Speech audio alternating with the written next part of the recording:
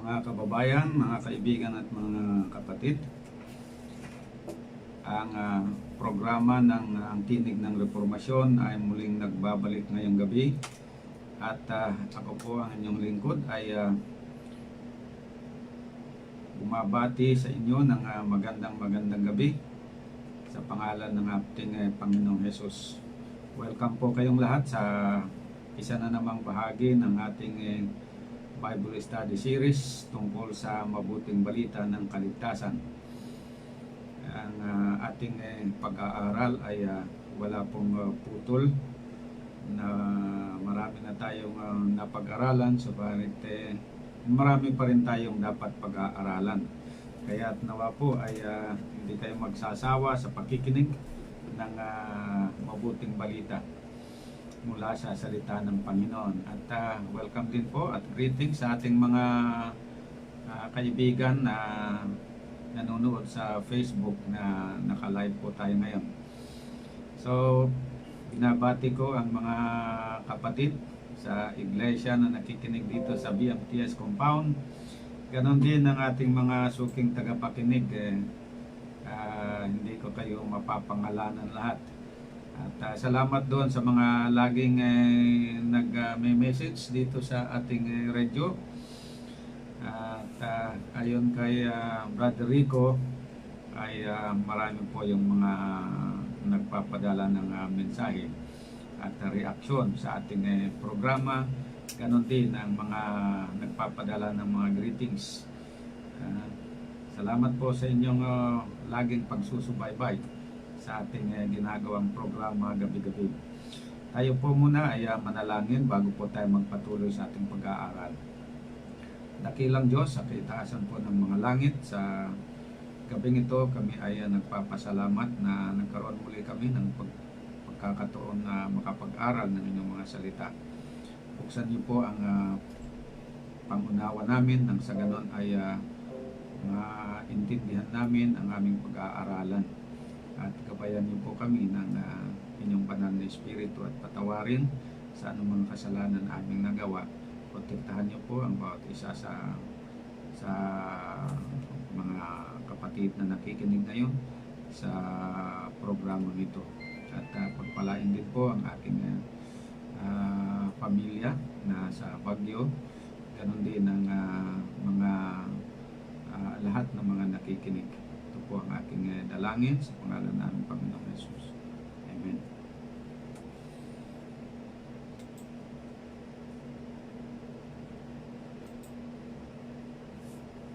Ang paksa po na pag-aaralan natin ngayong gabi ay tungkol sa tinatawag na secret rapture. Ito po ay isang very popular na aral dahil ginawaan pa po ito ng tinatawag na pelikula. Kung hindi isa o dalawang pelikula ang ginawa, baka mahigit pa. Kaya nagiging popular sa buong mundo itong aral tungkol sa secret rapture. At matandaan ko na sa nakalipas merong isang kapatid na nagtanong tungkol doon sa tribulation. At sabi ko na hindi ko ngayon hindi ko sinagot noon dahil papag-aralan natin in the future, sabi ko. Kaya ngayon po ay medyo mapapasadahan natin ito. Yung pong tribulation kasi yan ay kasama po dito sa tinatawag na aral ng secret rapture. Ang salitang rapture ay ginagamit ng ibang mga Kristiyano upang ipaliwanag ang mangyayari kaugnay ng pagparito ni Jesus na binabanggit ni Apostol Pablo doon sa 1 Thessalonians chapter 4 verse 15 to 17. Actually, isa lang yung talata na pinagkunan nila doon sa word na rapture. Okay, pero hindi pa nga rapture ang tawag doon. Pero sabi nila na yung idea ay nandun. Although the term rapture is not there, but the idea of the rapture is there. Okay, so hindi tayo gagawa ng issue tungkol doon sa word na rapture. Unawain na lang po natin yung kahulugan. Basahin ko po sa inyo ang 1 Thessalonians 4 verse 15 to 17. Sapagkat ito'y sinasabi namin sa inyo sa salita ng Panginoon, na tayong nangabubuhay na nangatitira hanggang sa pagparito ng Panginoon ay hindi tayo mga uuna sa anumang paraan sa nangatutulog, ibig sabihin ng mga namamatay. Sapagkat ang Panginoon din ang bababang mula sa langit na may isang sigaw, may tinig ng arkanghel at may pakakak ng Diyos, at ang nangamatay kay Kristo ay unang mga bubuhay na maguli. Kung magkagayon, tayong nangabubuhay na nangatitira ay aagawin kasama nila sa mga alapaap upang salubungin ang Panginoon sa himpapawid. At sa ganito'y sa Panginoon tayo magpakailanman. So ayon po kay Apostol Pablo, darating ang panahon na si Panginoong Hesus ay bababa mula sa langit, at ang unang mangyayari ay bubuhayin niya ang mga nangamatay kay Kristo at ang mga buhay na mga Kristiyano, kasama ang mga nabuhay muli mula sa patay, ay aagawin upang salubungin ang Panginoon sa himpapawid.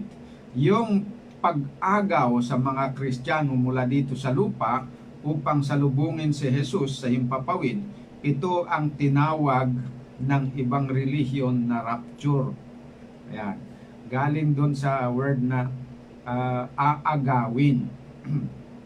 Yung salitang aagawin sa Tagalog ay salin ng Greek word na harpaso, na ang ibig sabihin sa English ay to seize, to snatch, to take away. Yan. Ang Greek word na harpaso ay isinalin sa salitang Latin bilang rapio, na ang ibig sabihin ay to seize, carry. At dito raw sa salitang Latin na ito, na rapio, kinuha yung salitang rapture. Okay. So, ginawang English yung rapio, kaya naging rapture. Doon ang simula ng word na rapture, yung Latin word na rapio, na salin naman ng Greek word na harpaso. So, ang ibig sabihin ng rapture is to take away. Take away. Alisin, kunin, ganon. So, ayon sa aral ng secret rapture, kasi galing dito sa isang word na ito na rapture, ay bumuo sila ng isang doktrina na pinaniniwalaan nila kaugnay nitong word na rapture. So, ang doktrina ng rapture na ito ay nagsasabi na yun daw pong pagparito ni Panginoong Hesukristo ay dalawang bahagi. May dalawang bahagi. Ibig sabihin, dalawang bahagi, dalawang beses. Actually, isa lang yun. Parang second coming yun, pero two stages o two phases ang tawag nila. The second coming of Christ will be in two phases. Dalawang bahagi. Ang una daw na pagparito niya is before the 7-year tribulation, at saka yung ikalawa, yung second phase. Second coming ang dalawa na ito, second coming ni Christ itong dalawa na ito, pero dalawa nga na dalawang ano bang i-term natin, dalawang phases o dalawang bahagi, dalawang pagkakataon. Ang pagitan ng dalawang pagkakataon na ito ay, o dalawang panahon, ay 7-year period, na ito yung tinatawag nila na 7 years tribulation period. Ayan. So, yung phase 1 ng second coming of Christ ay mangyayari dito sa before the tribulation, before the 7-year tribulation, at saka yung final na second coming of Christ is after the 7 years tribulation. So yun. So yung phase 1 at saka phase 2, those are termed as the second coming of Christ. Pero paano nila dinistinguish ito? Paano nila dinistinguish yung dalawa? Sabi nila, itong dalawang konsepto daw na ito ng second coming na in two phases ay mapapatunayan daw doon sa paggamit ng Greek word. Yung dito daw po sa pagdating ni Jesus Christ before the tribulation, na yung binanggit dito sa 1 Thessalonians chapter 4 verse 15 to 17, ito daw yung coming na ito, yung phase 1 is called parousia sa tawag doon sa Greek word. Ang Greek word doon ng coming is parousia. Whereas yung daw coming of Jesus at the end of the 7 years, yan ay tinawag nila na the revelation of Jesus Christ, kasi ang Greek word daw na ginamit doon is apokalupsos. Apokalupsis. Yan. Apokalupsis ang tawag nila doon sa revelation. Kaya ibig nilang sabihin, pag sinabi ng Bible na parousia, ibig sabihin doon na mangyari before the tribulation. Pagka apokalupsis, doon mangyari sa after the tribulation. At ang pagkakaiba ng itong dalawa, sa first coming na ito, o yung phase 1 ng coming of Christ dito sa parousia, ay secret daw. Secret yung pagdating ni Christ, at hindi siya makikita ng mga tao. Whereas dito sa phase 2 na yung apokalupsis na revelation of Jesus Christ, doon makikita na siya.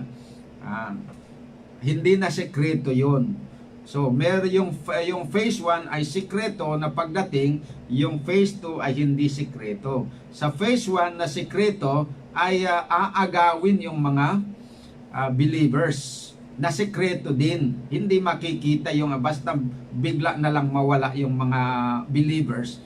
Hindi mo ba makikita na parang umaakyat na kinukuha? Hindi. Basta biglang mawala na lang sa paningin mo. Ayan. Yan po yung aral ng secret rapture. Ngayon, sa pagitan nitong dalawang coming na ito ni Jesus Christ ay 7-year tribulation period, na dito daw po maghahari yung Antikristo doon sa Israel, sa bansa ng Israel. Ayan. At siya ang maghahari dito sa buong mundo, pero ang pinaka headquarter niya sa Israel. Ayan. Ngayon, at the end of the 7 years tribulation, darating si Kristo, tapos doon niya sisimulan, yun yung final coming niya, na visible, doon niya sisimulan yung 1,000 years na paghahari niya dito sa lupa. Yun. Yan po mga kapatid ang aral nila. So, okay, pag-aralan natin ito, i-describe natin itong pinagbabasehan nila. I-evaluate natin kung ito ba ay ayon sa Bible o hindi. Okay. So, ang una na pinagbasehan nila, binasa ko kanina, is 1 Thessalonians 4 verse 13 to 18. Mangyayari daw yon before the tribulation. Dito na yung pinagbasehan ng secret rapture. At ikalawa, dito sa panahon ng secret rapture, sa phase 1 ng coming of Christ na parousia, dito daw din po magaganap yung pangako ni Kristo sa John 14 verse 1 to 3. Nasabi, huwag magulumihanan ang inyong puso, magsisampalataya kayo sa Diyos, magsisampalataya naman kayo sa akin, sabi ni Kristo. Sa bahay ng aking Ama ay maraming tahanan, kung di gayon ay sinabi ko sa inyo, sana sa inyo, sapagkat ako'y paroroon upang ipaghanda ko kayo ng dakong kalalagyan. At kung ako'y pumaroon at kayo na ipaghanda ng kalalagyan, ay muling paririto ako at kayo'y tatanggapin ko sa aking sarili, upang kung saan ako naroon, kayo naman ay dumuon. So pagdating daw, pagtutuparin daw ni Kristo dito sa phase 1 ng kanyang pagbabalik, ay hindi natin siya makikita, kasi sikreto nga yun. Tapos yung pagkukuha niya dito sa mga mananampalataya, hindi rin makikita, basta makukuha na lang na automatic at saka sikreto. Okay. At dito sa phase 1 ng coming of Christ, na sabi nila coming of Christ, parousia, ay dito rin mangyayari yung pagbabago ng mortal na katawan ng mga tao, mga Kristiyano, gagawin na immortal. Ayon sa 1 Corinthians 15 verse 51 to 54. Narito, sinasaysay ko sa inyo ang isang hiwaga, hindi tayong lahat ay mga tutulog, ngunit tayong lahat ay babaguhin sa isang sandali, sa isang kisap mata, sa huling pagtunog ng pakakak, sapagkat tutunog ang pakakak at ang mga patay ay mga bubuhay na mag-uli na walang kasiraan, at tayo'y babaguhin. Ayan, so yun po yung mangyayari daw sa phase 1 ng coming of Christ. Yan. And then dito rin daw sa phase 1 ng second coming of Christ, dito na matutupad yung sabi sa Matthew 25 verse 10 na the coming of the bridegroom. Doon sa talinghaga ni Kristo na merong 10 na mga dalaga, 5 na mangmang at saka 5 matalino na naghihintay do sa nobyo na darating. At dito na daw mangyayari ito yung sa phase 1 ng second coming of Christ. Sabi nila dito rin matutupad yung sabi ng Ephesians 5 verse 25 to 27 na kung saan ihaharap ni Kristo ang kanyang iglesia sa kanyang sarili na walang dungis. Ayan, yun na nga. Pero ang paghaharap niya doon is sikreto, nakukunin niya sila at dadalhin doon sa langit. So yun po yung pinakabasehan nila dito sa first na sinasabi nila na yung mga talata na ito na nabanggit ko, ito yung mangyayari doon sa phase 1 of the coming of Christ. Ngayon, yung mangyayari naman po daw doon sa phase 2 ng second coming of Christ after the 7 years tribulation, na kung tinawag nila dito na the revelation of Jesus Christ, na ang Greek word na ginamit ay apokalupsis. Yan. Na mangyayari daw po ito after the tribulation ng 7 years. At ang basehan nila ay unang-una dito sa Romans chapter 8 verse 19. Na dito kasi ay ginamit yung word na apokalupsis, sapagkat ang maningas na pagmimithi ng buong nilalang ay naghihintay ng pagkahayag ng mga anak ng Diyos. Pero dito na kung papansin ninyo, totoong ginamit dito yung apokalupsis, pero yung talata na ito hindi naman tumutukoy dito sa second coming of Christ. Hindi naman ito ang dinidescribe ng apokalupsis o revelation. But ang sinasabi dito is the manifestation of the sons of God. Pagkahayag ng mga anak ng Diyos. Hindi yung anak ng Diyos na si Kristo, mga anak ng Diyos. Yan po ang ang discrepancy doon. Pero ang kinuha nila kasi dito is yung word na apokalupsis o pagkahayag, na sa halip na coming is revelation na o manifestation ang ginamit. Ayan, okay. So, wala tayong magawa. Yun ang kanilang pinagbasehan.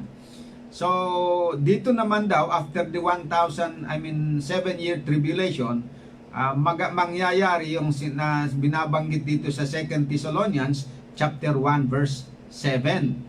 Nasabi, at kayong mga pinighati ay bigyang kasama namin ng kapahingahan sa pagpapakahayag o apokalupsis, pagpapahayag ng Panginoong Hesus mula sa langit na kasama ang mga anghel ng kanyang kapangyarihan na nasa nagniningas na apoy. Ayan. So ito daw ay hindi tumutukoy sa phase 1 ng coming of Christ, kundi ito daw mangyayari sa phase 2 ng second coming of Christ, which means after the 7-year tribulation period. Okay. And then next, dito after the tribulation period, so doon sa second phase ng second coming of Christ, ito daw magaganap yung nasa 2 Thessalonians 2 verse 8 to 9. Basahin po natin. At kung magkagayoy, mahahayag ang tampalasan na papatayin ng Panginoong Hesus ng hininga ng kanyang bibig, at sa pamamagitan ng pagkahayag ng kanyang pagparito ay lilipulin siya, na ang kanyang pagparito ay ayon sa paggawa ni Satanas na may buong kapangyarihan at mga tanda at mga kahangahangang kasinungalingan. Ayan. So, ito, phase 2 daw ng second coming of Christ ito mangyayari, hindi sa phase 1. And then, yung sa Jude 4 verse 14 naman, sa phase 2 din daw ito matutupad. Sabi ng Jude 1 verse 14, at ang mga ito naman ang hinulaan ni Enoch na ikapitong sa bilang mula kay Adan, na nagsabi, narito dumating ang Panginoon na kasama ang kanyang mga laksa-laksang banal. Yan. At dito rin daw po, patungkol din daw po dito sa phase 2 ng second coming of Christ, yung nasusulat dito sa 1 Thessalonians 3 verse 13 na nagsasabi, upang patibayin niya ang inyong mga puso na walang maipipintas sa kabanalan sa harapan ng ating Diyos at Ama sa pagparito ng ating Panginoong Hesus na kasama ang kanyang lahat na mga anghel. Pero nais kong pansinin nyo dito na may inconsistency dito sa kanilang sinabi. Kasi dito, kung balikan natin ang 2 Thessalonians 2 verse 8 to 9, nasabi nila na ito ang mangyayari doon sa revelation of Jesus Christ, na ang ginamit daw ay apokalupsus. Pero ang totoo, yung nakasulat dito ay hindi po revelation. Hindi apokalupsus ang term na ginamit dito, kundi ito po ay parusya. So pagparito ang sinasabi dito, pagkahayag ang verse 8. Sabi niya, sa pamagitan ng pagkahayag ng kanyang pagparito ay lilipulin. Okay, so ang ginamit po dito ay parusya pa rin. At saka sa verse 9, parusya pa rin. So medyo hindi angkop doon sa sinasabi nila na yung event doon sa second phase 2 is ang ginamit na Greek word ay apokalupsis, hindi parusya. Kasi pag parusya ay yung first phase of the coming of Christ daw.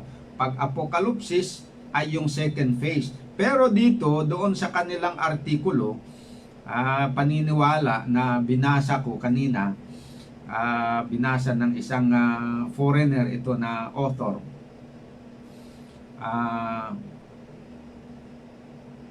sabi niya na ito ay patungkol daw ito sa phase 2 ng coming of Christ.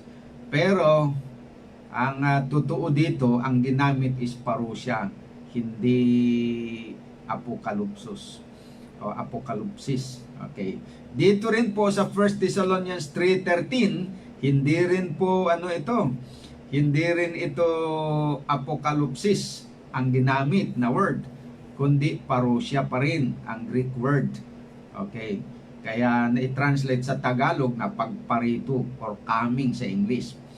Okay.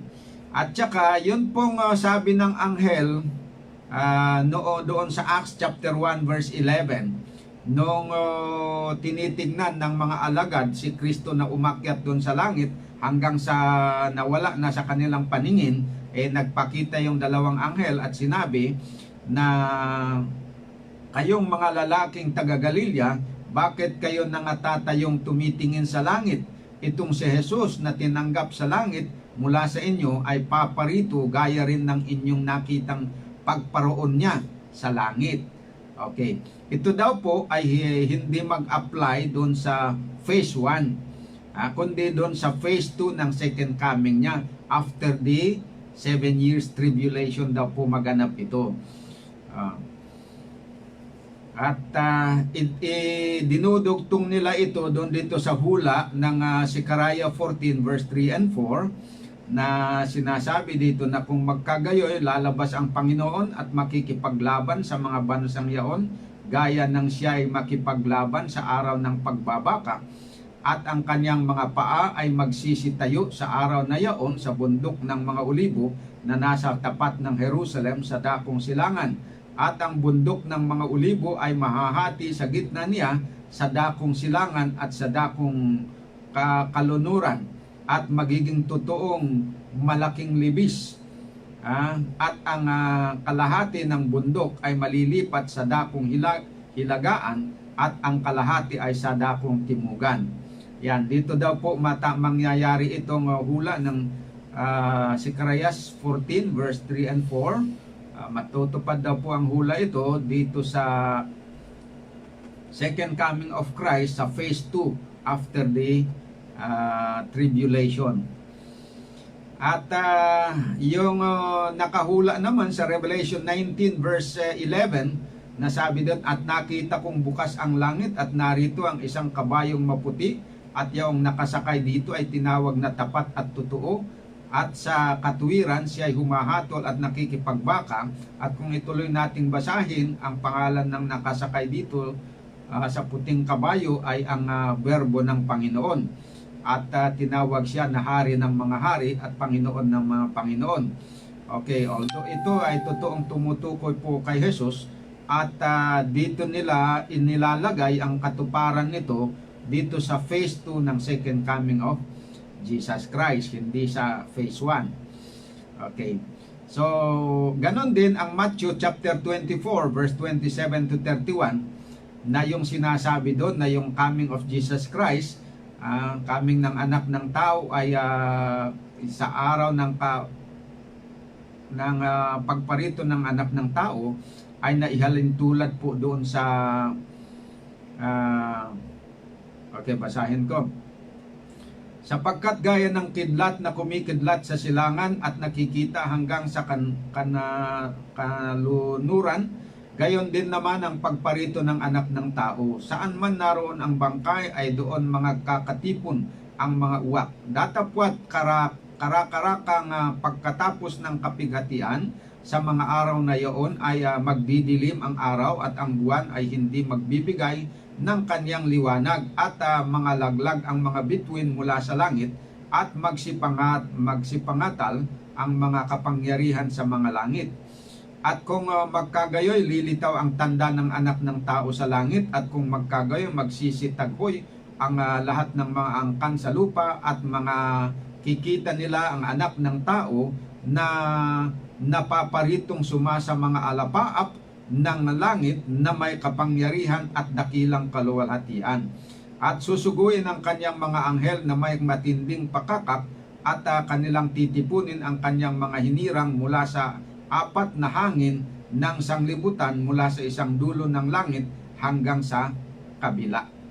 Okay, yan po ang mga pinagbabasihan nila na Yung mga talata daw na ito na binasa natin, mga siyam na talata, ay magaganap doon sa phase 2 ng second coming of Christ after the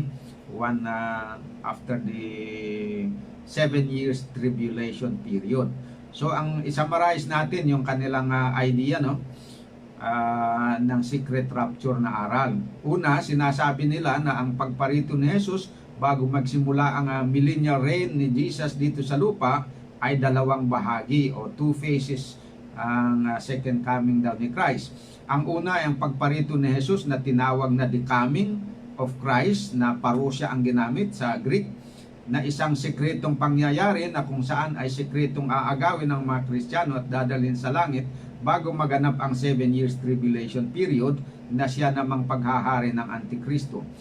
Ang ikalawa ay tinawag nilang the revelation of Jesus Christ, dahil yung Greek word na ginamit ay apokalupsis. Ayan, na magaganap daw ito after 7 years tribulation upang simulan niya ang kanyang 1,000 years na paghahari dito sa lupa. Sa pagitan ng dalawang pagparito, sa pagitan ng ng parousia ni Jesus Christ, yung coming ni Jesus Christ, at saka yung revelation ni Jesus Christ, ay mayroong 7 years tribulation sa pagitan noon, na dito maghahari ang Antikristo. Doon sa revelation of Jesus Christ at the end of the 1,000 years, siya at ang lahat ng mga Kristiyano na na-rapture sa umpisa ng tribulation ay babalik sila dito sa lupa, magkakasama pa rin silang babalik. Tapos itong mga na-rapture na pumunta sa langit after 7 years, bababa kasama ngayon ni Kristo dito sa lupa at makipaghari sila kay Kristo dito for 1,000 years. So yon po yung nila, yung pinakapunto ng kanilang aral. Titignan po natin, medyo timbangin natin kung ito po ba ay biblical, angkop ba sa aral ng Bible o hindi. Unang-una mga kapatid, gusto kong sabihin sa inyo na yung pong konsepto na dinivide nila yung second coming of Christ into two phases ay wala pong basehan yan. Hindi po totoo na yung coming of Christ is in two phases. Inimbento lang po nila yan. Wala po talagang mababasa na the second coming of Christ will be in two phases. Pag sinabing the coming of Christ, iisang event yan.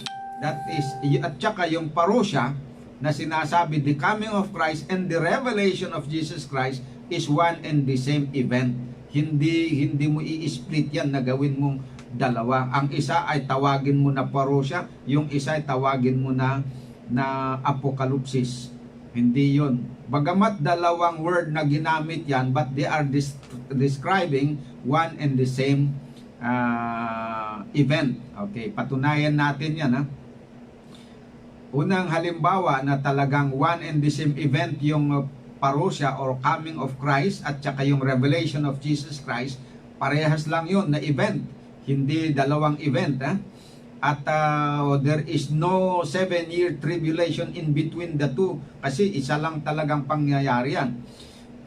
Halimbawa, 1 Thessalonians 4 verse 15 to 17, dito sinasabi nila na dito mangyayari yung rapture, kasi binanggit dito yung pagparito ni Christ is parousia, the coming of Christ.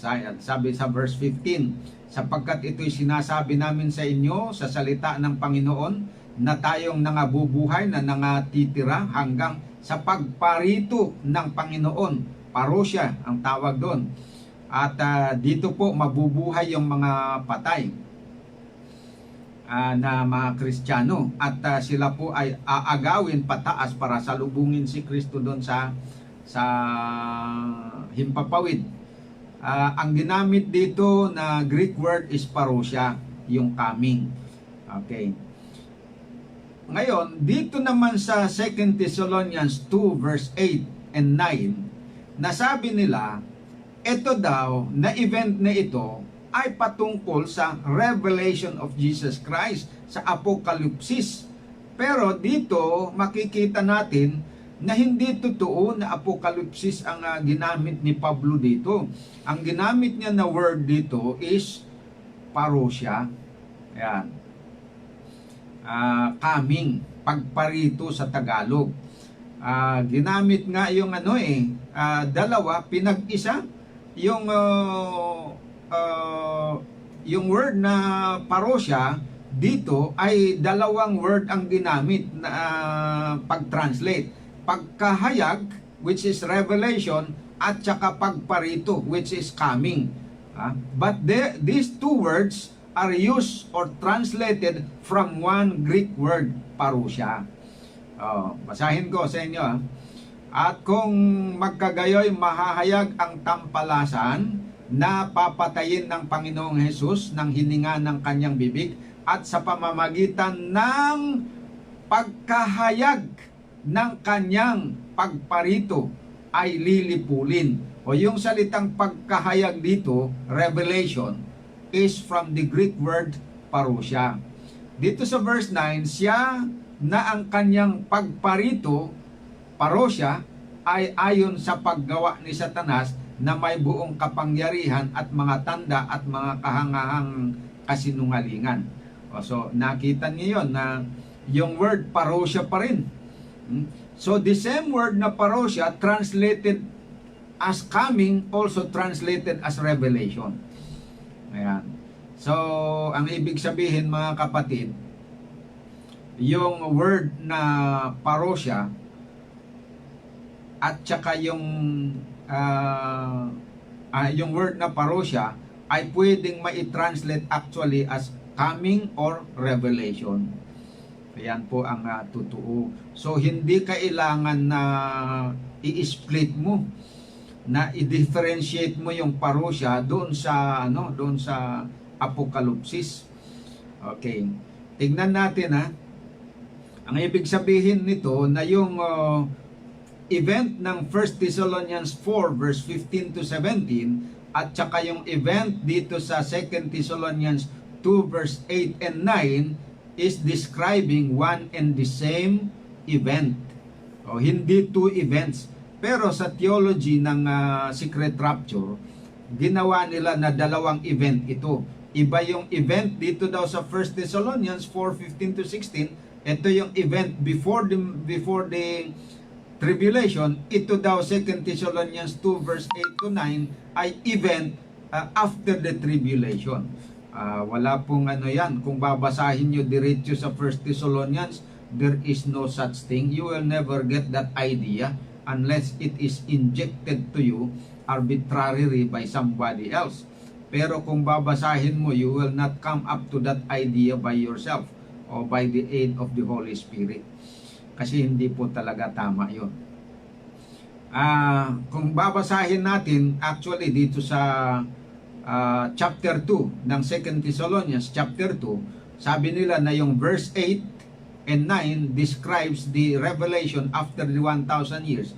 Pero at the same time, sabi nila na yung verse 1, yung coming of Jesus na nabanggit dito sa verse 1 is referring to the event before the tribulation, referring to the rapture.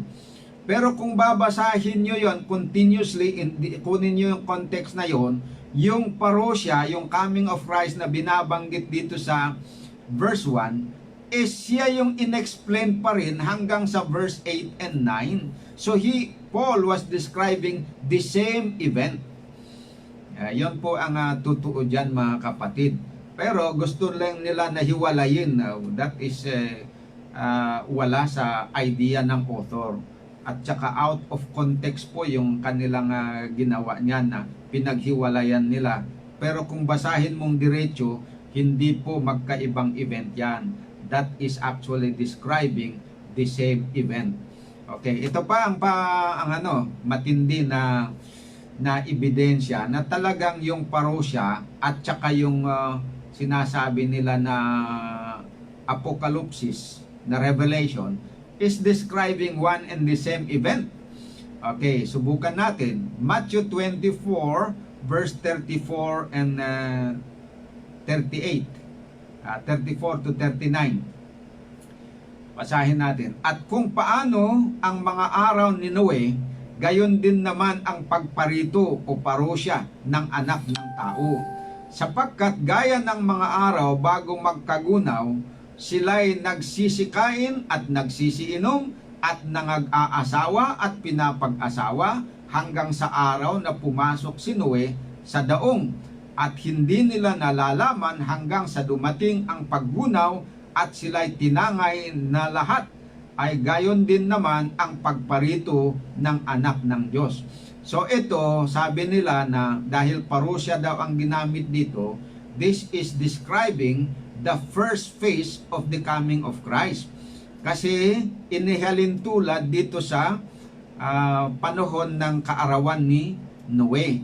At kung babasahin nyo sa ibang talata, ito yung ginagamit nila na ebidensya na secret daw ito, kasi one is taken sa other part of the Bible, sabi may isa ay nakuha, isa ay naiwan.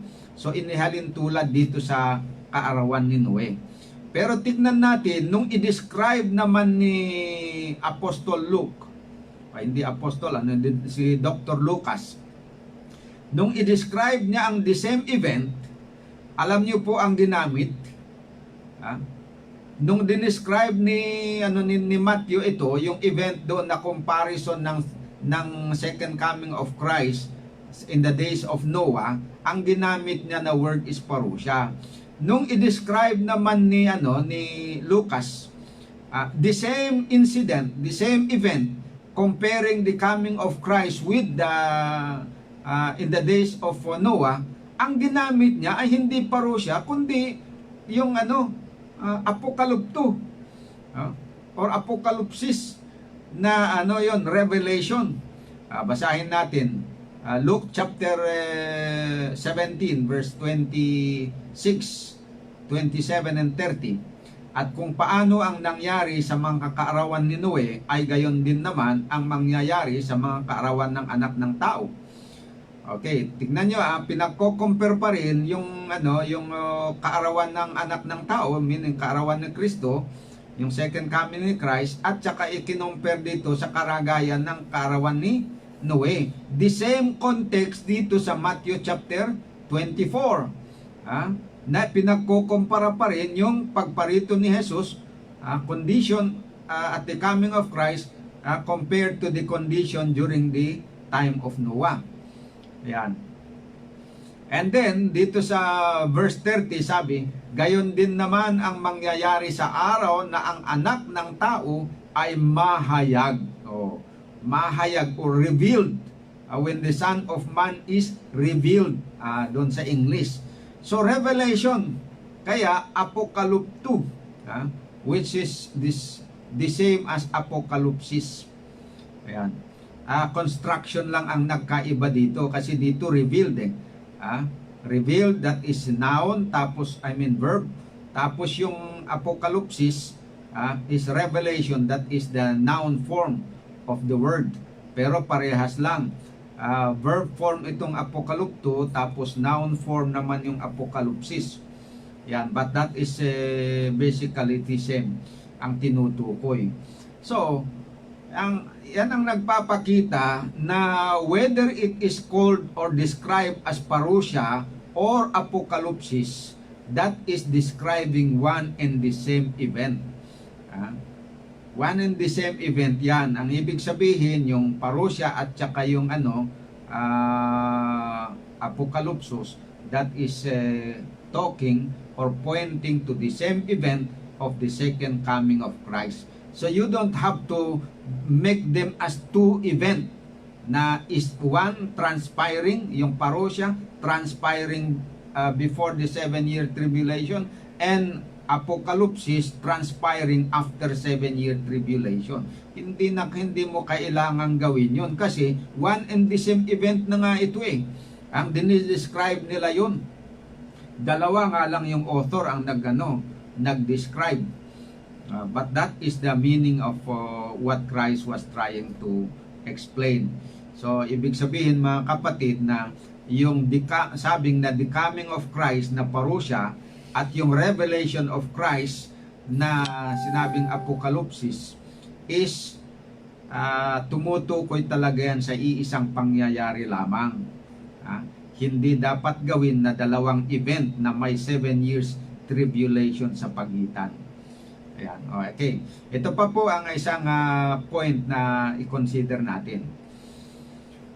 Dito sa 1 Peter chapter 1 verse 14, kaya't inyong bigkisan ang mga baywang ng inyong pag-iisip na maging mapagpigil kayo at inyong ilagak na lubos ang inyong pag-asa sa biyayang dadalhin sa inyo sa pagkahayag o revelation o apokalupsis ni Jesus Christ. Ano daw ang gagawin? Anong payo dito ni Pedro? Inyong ilagak na lubos ang inyong pag-asa sa biyayang dadalhin sa inyo. Kailan dadalhin yung biyaya na yon? Na doon ilalagak ng mga mananampalataya ang kanilang pag-asa? Sa pagkahayag o at the revelation of Jesus Christ. Ngayon, ayon sa doktrina ng secret rapture, yung revelation of Jesus Christ is pointing to the event after the 7 years tribulation.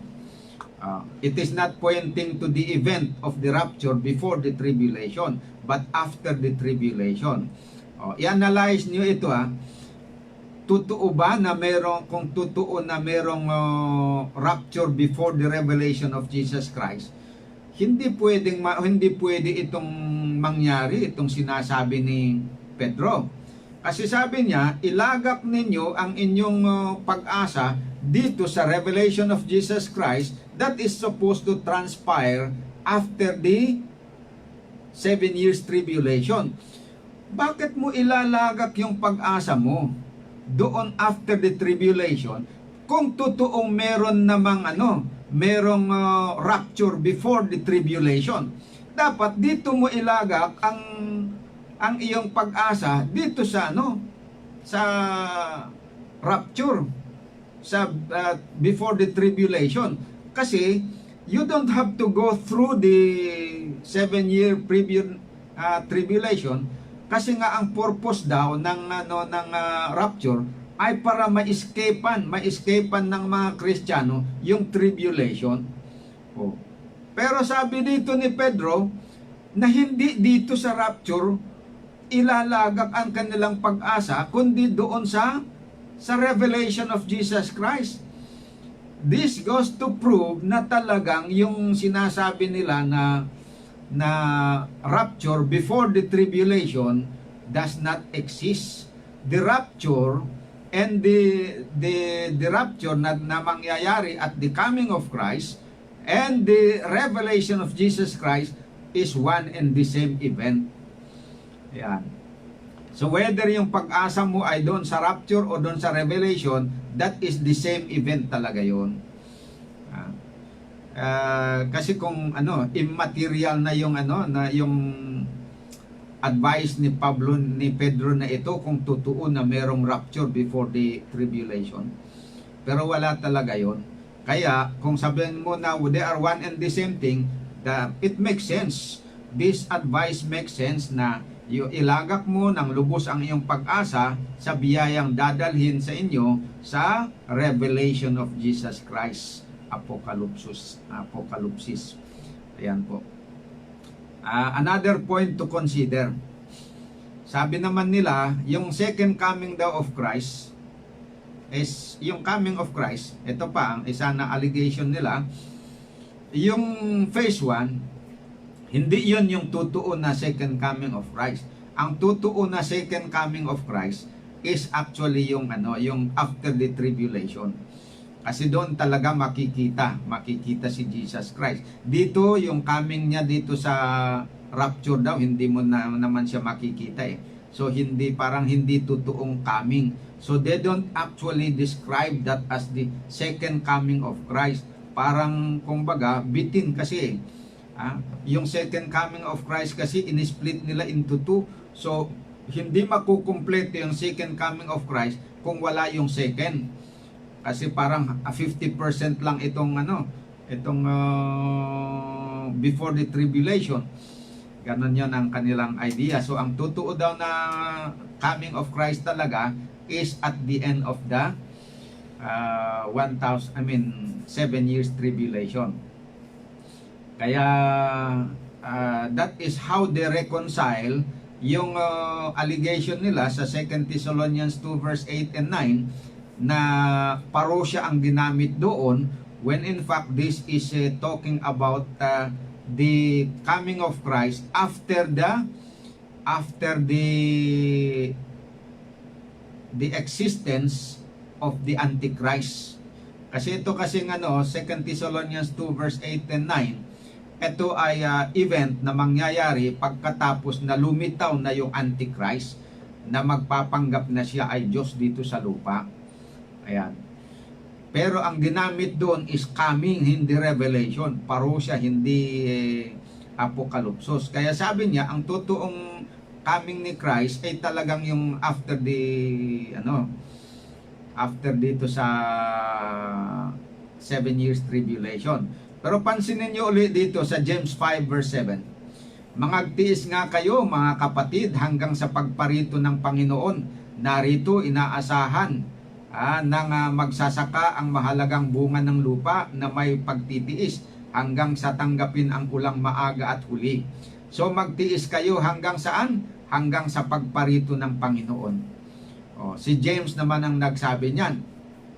So kung sabi naman nila na yung pagparito ng Panginoon is after the tribulation, hindi magiging parang immaterial itong sabi ni James na ito. Bakit?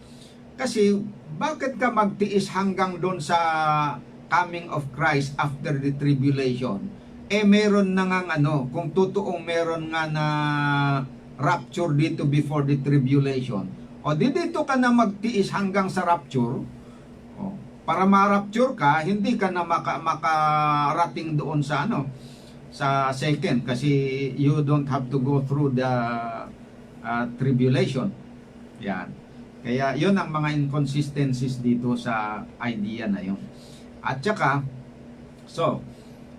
ulitin ko yung punto, bakit sabihin natin na hindi tama yung secret rapture na ito. Unang-una, pinatunayan natin kanina na yung second coming of Christ ay hindi nahahati sa dalawang bahagi, kundi iisa yan. Yung coming of Christ at saka yung revelation of Jesus Christ is pointing to one and the same event, hindi two event 7 years apart.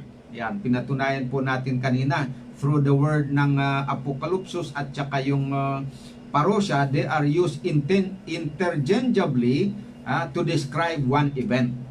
Yan. And second point na pinakita natin dito, ito ang importante pa na punto,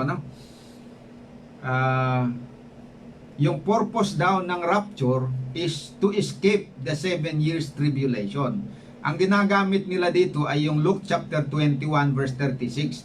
Datapwat mangagpuyat kayo sa bawat panahon na mangagsidaing upang kamtin ninyo ang makatakas sa lahat ng mga bagay na ito na mangyayari, at upang tatayo kayo sa harapan ng anak ng Diyos. So ang nila dito, ang kinukuha nilang salita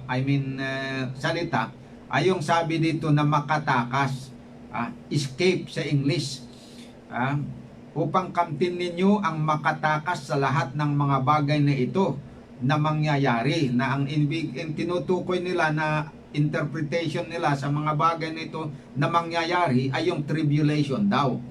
Ayan. So, layunin daw ng Panginoon na itong mga Kristiyano before the tribulation ay makatakas sila doon sa tribulation na yon. At ang paraan na makatakas sila ay kukunin ng Panginoon sila, dadalhin doon sa langit para hindi sila maapektuhan. Yan ang solusyon nila na paraan ng makatakas.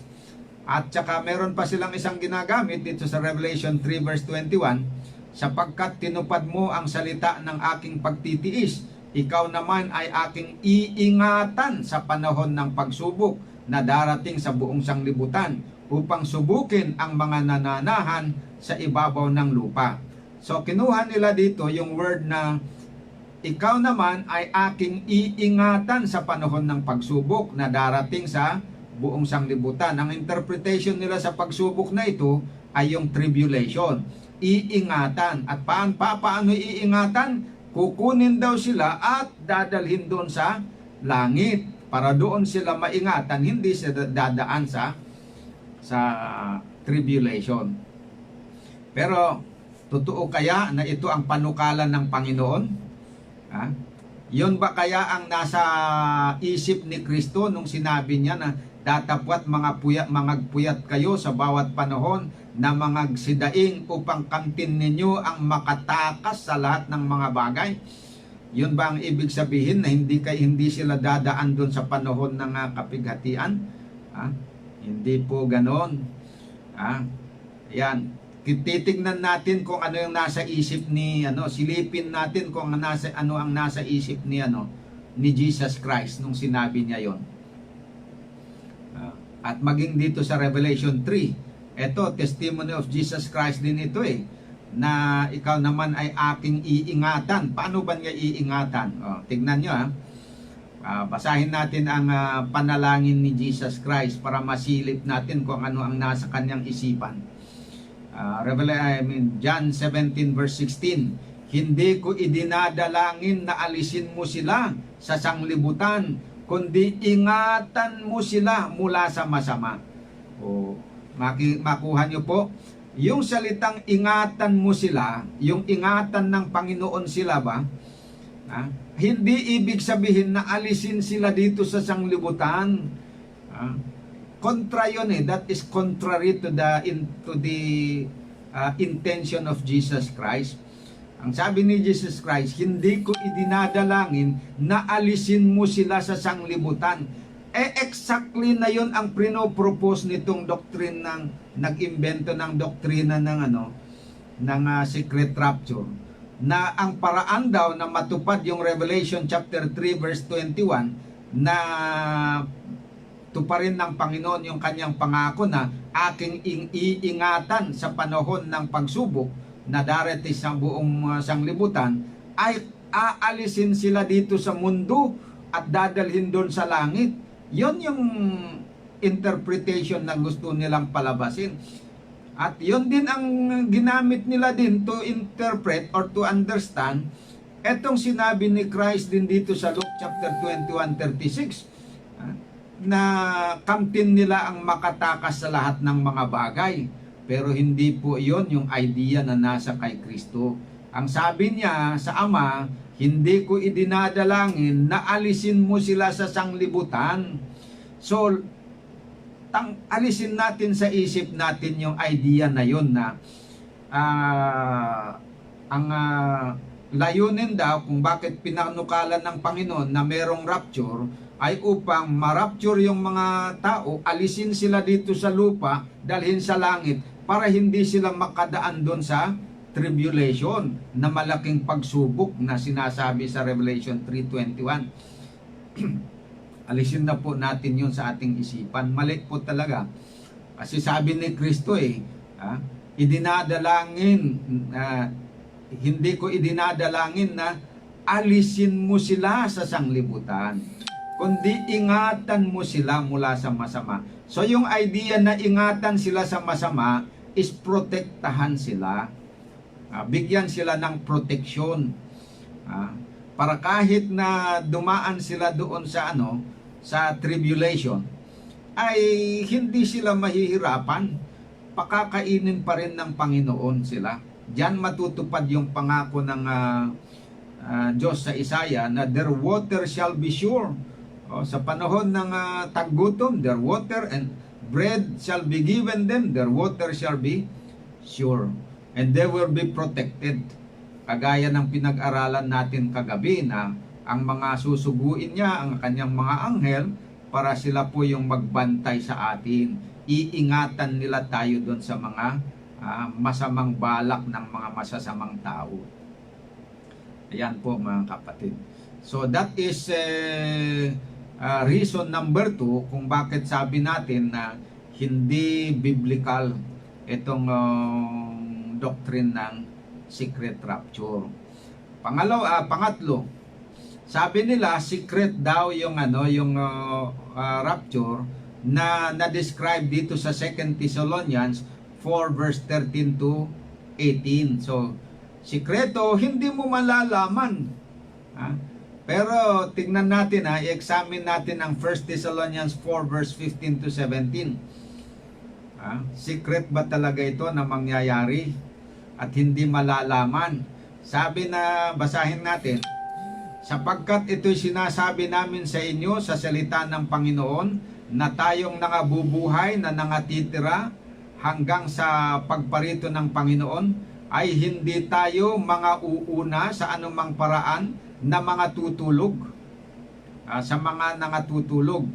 O yung mga buhay hindi mauunang pumunta sa langit tapos mahuhuli itong mga nangatutulog. Bakit? Sabi niya, sapagkat ang Panginoon din ang bababang mula sa langit na may isang sigaw. Paano maging sikreto yan na kung pagbaba ni Jesus Christ, rapture ito na sinasabi nila before the tribulation, sabi nila secret yan. Pero maging secret ba kung ang Panginoon pagdating na ay merong malakas na sigaw? Maalala ko pagka dito sa Chaong pagka dumadaan ko minsan dyan sa papunta sa highway, merong may release ng train. Pagka malapit yung train, may paabisyo yan may mas malakas na may malakas na sound, may tutunog dyan na malakas para yung mga tao at saka yung mga nagbibiyahe doon, mga nagtatricycle at mga sasakyan, pagsamantalang i-close nila kasi merong malakas na sigaw na maririnig nila yon, malakas na tunog. Nalaman ng mga tao malapit na, nandyan na yung train, o di mag-ingat na sila. Paano magiging sekreto yan? Hindi magiging sekreto yung pagdating ng train sapagkat bago dumating doon sa spot na yon, sa crossing, ay merong malakas na tunog na maririnig galing sa train din mismo. Ayan. Ito may isang sigaw na malakas, may isang sigaw na tinig ng arkanghel, at hindi lang tinig ng arkanghel ang na malakas ang mapapakinggan, may pakakak ng Diyos.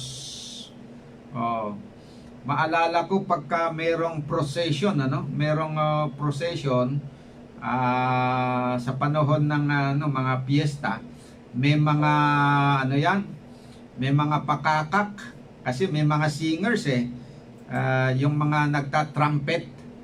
Tapos pagka nagpatugtog sila ay talagang kahit yung pag narinig mo ay nagsimula na yung yung parade. Ay nako, ma-attract talaga ang mga tao sa magsilapit doon. Kasi pag narinig nila yung tunog ng pakakak ay talagang na-attract sila. Ano kaya ang palabas dyan? Kaya doon sa dadaanan ng nagpaparid, magkabilang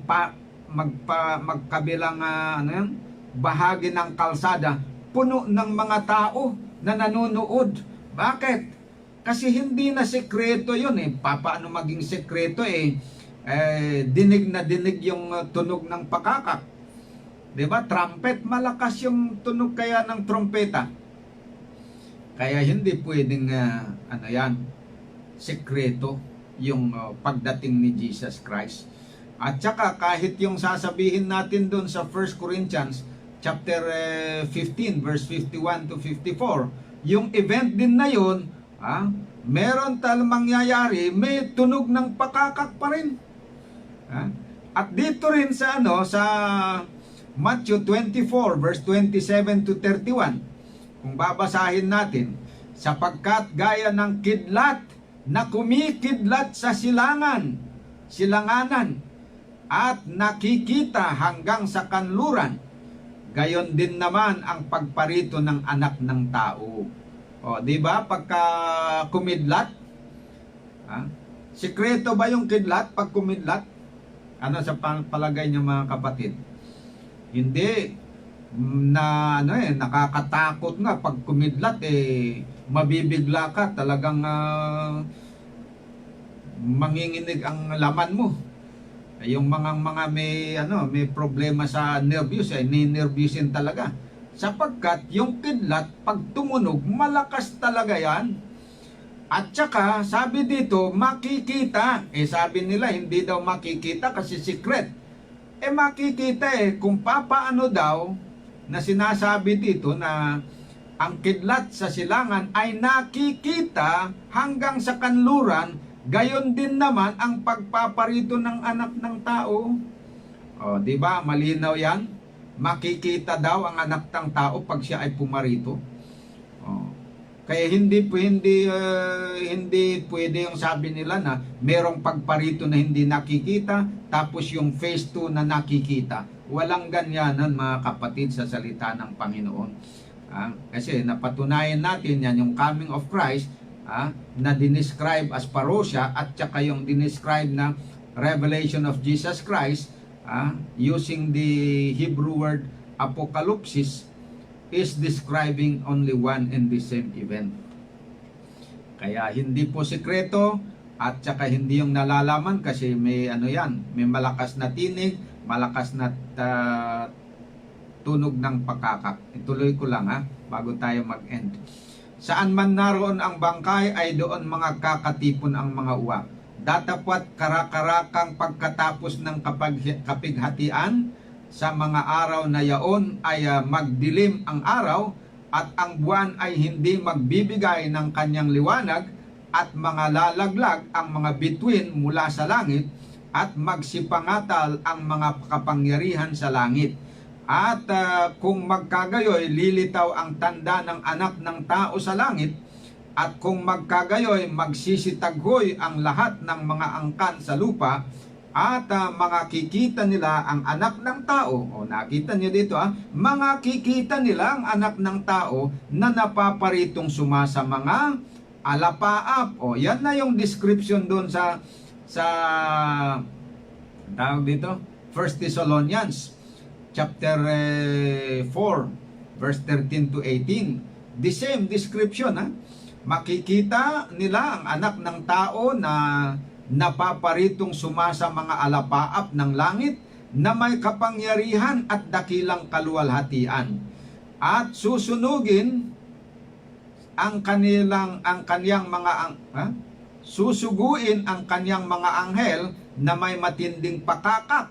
May kasama yung mga anghel, tapos yung mga anghel may matinding pakakak, at kanilang titipunin ang kanyang mga hinirang mula sa 4 na hangin ng sanglibutan, mula sa isang dulo ng langit hanggang sa kabila. Nakita niyo, yun palang sabing sabi doon na aagawin itong mga Kristiyano. Ibig sabihin, may kukuha sa kanila. Hindi yung kusa sila na aakyat. Sila yung mag-ascend, hindi. Wala naman silang pakpak Kung sabihin natin na kagaya ng ibon na lumilipad, o di kusang lilipad, aakyat, pero ang tao wala namang kakayanan na ganun. So kailangan talaga na merong aagaw sa kanila, may kukuha. Dito sinabi na ang gagawin pala ni Kristo pagpunta niya dito, susuguin yung mga kasama niyang anghel, sila pala yung yung aagaw doon sa mga tao. Sila yung magkukuha, ipipick up nila yan saan man dako ng mundo sila nakaroon, nakatago, pupuntahan ng mga anghel, bibit-bitin yan nila, tapos dadalhin doon pa itaas para sasalubong doon sa Panginoon. Kasi kung walang anghel na bibit-bit sa kanila, aagaw sa kanila, ay hindi sila makasalubong kay Kristo doon sa himpapawid. So, yon po ang mangyayari mga kapatid. So, hindi po yan sekreto. Kasi sabi makikita eh. Na bantayan nyo ba yon? Yung pagko-comparison dito, kagaya daw ng kidlat na kumikidlat sa silangan at nakikita hanggang sa kanluran, gayon din naman ang pagparito ng anak ng tao. Dito sa 30, at kung magkagayoy lilitaw ang tanda ng anak ng Diyos sa langit, at kung magkagayoy magsisitaghoy ang lahat ng mga angkan sa lupa. Bakit? At mga kikita nila ang anak ng tao na napaparitong suma sa mga alapaap. So yan po yung mga katotohanan mga kapatid na magpapakita na yung aral ng secret rapture, hindi po talaga tama yan. At saka yung sabi nila na 7 years tribulation, yung sabi dito na tribulation sa Matthew 24, hindi po yan yung tinutukoy nila na 7 years tribulation. Ayan, hindi po yan ang tinutukoy na 7 years tribulation. So marami pa po tayong mapapag-aralan tungkol dito, pero wala na tayong oras. Kailangan ihinto na natin dito. Itutuloy po natin, natuklasin pa ang iba pang mga dahilan kung bakit talagang itong doktrina ng secret rapture ay masasabi natin na hindi biblical, kundi kontra sa tunay na aral ng Biblia. Kaya kung meron man sa inyo dyan yung nagtanong sa akin, medyo hindi pa natin natumbok masyado yung tungkol ron sa tribulation, pero medyo napasadaan na natin yan. At malalaman din natin ang karagdagan dyan sa susunod nating pag-aaral. So huwag po tayong magpadaya mga kapatid dito sa umiiral na aral ngayon na hindi tama tungkol sa secret rapture. Tayo po ay manalangin mga kapatid. Dakilang Diyos sa kaitaasan ng mga langit, kami po ay nagpapasalamat sa inyo sapagkat pinag-aralan namin itong isa na aral na lumalaganap dito sa mundo na hindi naman tama. Nagbibigay ng hindi magandang pag-asa sa mga tao. Umaasa ang mga tao na o pinapaasa ang mga tao na hindi nila paghandaan yung second coming of Christ at saka yung pagsubok, sapagkat inaasahan nila na bago dumating yung pagsubok na yon na nakahanda para sa sanglibot ay mararapture daw muna sila. Hindi nila alam na ang rapture pala ayon sa inyong salita ay mangyayari pagkatapos po na maihayag itong Antikristo na nakahula sa 2 Thessalonians. So nawa po ay patuloy ninyong liwanagan ang kaisipan ng bawat isa sa amin at subaybayan pa namin na ipagpatuloy ang aming pag-aaral sa punto na ito. Ito ang aking dalangin na ang pinungkalooban nawa ang matupad sa buhay ng bawat isa sa amin. Sa pangalan ni Jesus, itong aking dinadalangin. Amen. Okay, good night po sa inyong lahat mga minamahal na mga kapatid at hanggang bukas na ulit tayo magkasama-sama.